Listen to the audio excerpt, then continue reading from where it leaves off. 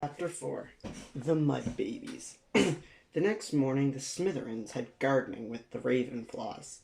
All the students crowded around a table in the greenhouse. Professor Shroom came in and stood in front of the class. Today we will be planting mud babies. Very useful plant creatures. They can be blended into a stew that can repair and revive bodies that have been mutilated beyond repair, she explained. Now, take the mud babies and put them in their pots. You'll want to put on earmuffs, as their screams could knock you out, she finished. The students fastened on their earmuffs. They began picking up the revolting mud babies and placing them in their pots. The creatures squirmed. Draco sounded like it was screaming his name. Draco Malfoy! It whined. Draco tried covering its mouth to get it to shut up, but it bit him. Dean laughed at this. Justin seemed to also be struggling with his mud baby. It kept trying to escape his grasp. Dean looked to one side of him, and Ron had been knocked out onto the floor. Neville, however, seemed to be doing really well. His mud baby was completely buried in soil, and he brought it to Professor Shroom. Dean and Seamus finished soon after. Justin had to stay behind because he sucked at gardening, and Neville had to carry Ron to their next class.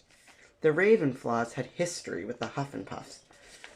Neville tagged along with Dean and Seamus as they walked through the corridor. Eventually, they met up with Harry, and the four walked together. As they turned a corner, they saw something horrific. Mrs. Norris had been violently ripped apart and was bleeding all over the floors. On the nearby wall, a message seemed to be written in blood. The Chamber of Cars has been opened. Enemies of the air, beware. But the boys didn't know what that meant, and they wanted to get out of there. Dumbledore, McGonagall, Wick, Snoop, and the arts and crafts teacher, Gilderoy Lockhart, entered the hallway. Filch scrambled in behind them. "These boys murdered my cat! Look at it! She was my wife, you know," he hollered to the boys. "Look, they already killed this kid," he said, pointing at the unconscious Ron over Neville's shoulder. "I'll kill you next," he shouted at them. "Relax, Argus," Dumbledore said calmly.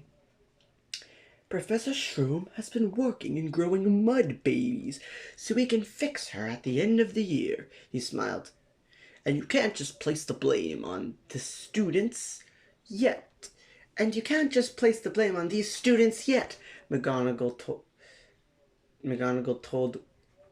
told him. Wick patted him on the shoulder. "I know how you feel. I lost a pet and wanted to kill people too," he sympathized. "Perhaps these four were just in the wrong place at the wrong time," Snoop suggested, siding with McGonagall. Lockhart went over to comfort Filch. "Sad it is that I was not there to save her life," he frowned. All the teachers left them alone, and Neville and Harry headed off to history. When they arrived to class, Professor Bin was already there. He was a ghostly form of a trash bin. He waited for everyone to get to class and to sit in their seats. Ron regained consciousness right before the lesson started. He was forced to sit next to Lavender Brown. "You're cute when you're unconscious," she told him. "Okay, class, let's begin," Bin spoke in his boring voice. Neville raised his hand immediately. "What is it, Mr. Fatbottom?" Bin said dryly. "I was wondering if you could tell us about the Chamber of Cars," Neville asked. "It counts as history, so I guess I can tell you," Bin said. All of the class began to listen. "This school was founded long ago by the 5 greatest gunslingers in history. Salazar Slytherin, Snoop Dogg, not to be confused with Professor Snoop, Peter Griffin, Gerard Way, and PewDiePie. They came together and decided to make a school to teach everyone their skills. They each made a house to put their favorite students into. Salazar liked those with destructive tendencies. He was very full of himself and named his house after him.